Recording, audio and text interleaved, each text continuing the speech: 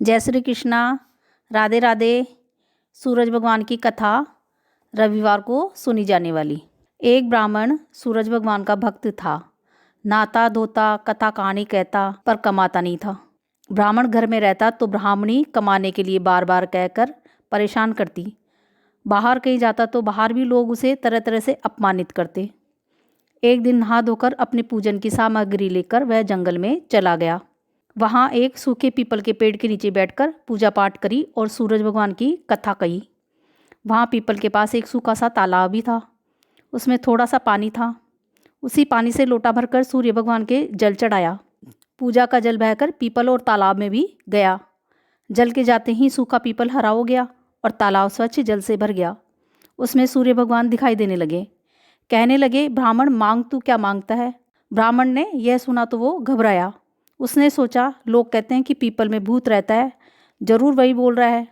रोज वह पूजा करता तभी ये आवाज़ आती। सुन सुनकर वह चिंता के कारण दुबला होने लगा। ब्राह्मणी कभी कभी ब्राह्मण से मिलने जंगल में ही जाया करती थी। तो एक दिन ब्राह्मणी ने पूछा, आप रोज रोज दुबले क्यों होते जा रहे हो। ब्राह्मण ने सारा हाल बताया तो ब्राह्मणी ने कहा, तुम्हारे पूजा करते ही आवाज़ आती है, इससे तो यह लगता है कि वे सूरज भगवान हैं। इस बार जब आवाज़ आवे तो सब कुछ मांग लेना। ब्राह्मण ने कहा, कैसे मांगूं? ज़्यादा कुछ कहना होगा तो मैं भूल ही जाऊंगा। कोई ऐसी तरकीब बता जो थोड़े से शब्दों में बहुत सारा मिल जाए। ब्राह्मणी ने कहा, तुम इस प्रकार कहना, नौखंडे महल के अंदर सोने के पालने में पड़पोते को दास दासियों द्वारा खिलाते अपनी आंखों से देखूं। इस प्रकार लंबी उम्र, आंखें, महल, बेटे पोते पड़पोते और धन सब चीज़ मिल जाएगी। क्योंकि धन होगा तभी सोने का पालना और दास दासी होंगे। आंखें और घुटने ठीक होंगे तभी तो पड़पोते को सोने के झूले में झुला सकेंगे और देख सकेंगे। दूसरे दिन पूजा के बाद आवाज आई तो ब्राह्मण ने वैसे ही मांग लिया जैसे ब्राह्मणी ने कहा था। सूरज भगवान ने कहा, दिखने में तो भोला सा लगता था पर एक ही वर में सब कुछ मांग लिया है। सूरज भगवान ने कहा, जा तेरे इतना ही हो जाएगा।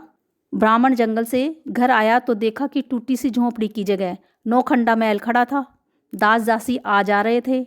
ब्राह्मण ने एक दासी को रोककर पूछा, अरे मेरी टूटी सी झोंपड़ी और बूढ़ी सी ब्राह्मणी थी, वह कहाँ गई। उस समय महल की खिड़की से एक सुंदर औरत दासियों से कपड़े व हीरे मोती के गहनों से सज धज कर ब्राह्मण को आवाज़ लगाई कि आ जाओ, यह अपना ही घर है। सूर्य भगवान की कृपा से यह सब कुछ हुआ। ब्राह्मण ने कहा, हम इतने धन का क्या करेंगे। ब्राह्मणी ने कहा, धन से क्या नहीं होता, दान पुण्य यज्ञ होम करेंगे। सबको जिमाया, पान देकर न्योता दिया, फूल देकर बुलाया। सब ब्राह्मणों को जिमाकर सोने का टका दक्षिणा में दिया। सब लोग राजा के बदले ब्राह्मण की जय बोलने लगे। चुगलखोरों ने जाकर राजा से चुगली कर दी। राजा जी, आपके बदले लोग ब्राह्मण की जय बोल रहे हैं। राजा ने ब्राह्मण को बुलाया और पूछा, कल तो तेरे खाने के भी टोटे पड़ रहे थे और आज इतना धन कैसे हो गया कि लोग मेरे को भूल कर तेरी जय जय बोल रहे हैं। बता, कैसे हुआ इतना धन, कहाँ से चोरी कर लाया। ब्राह्मण ने कहा, मुझे तो सूर्य भगवान टूटे। राजा ने कहा, मेरे पुत्र नहीं है सो मुझे क्या करना चाहिए। ब्राह्मण ने राजा को सूर्य भगवान की पूजा की विधि बताई। राजा ने वैसा ही किया तो उसके पुत्र हो गया। सब लोग सूर्य भगवान की जय बोलने लगे। हे सूर्य भगवान, जैसे ब्राह्मण की और राजा की मनसा पूरी करी वैसी सबको की करना। कहानी कहते सुनते हुकारा भरते सबकी मनसा पूरी करना। जय हो सूर्य भगवान की जय। जय श्री कृष्णा। राधे राधे।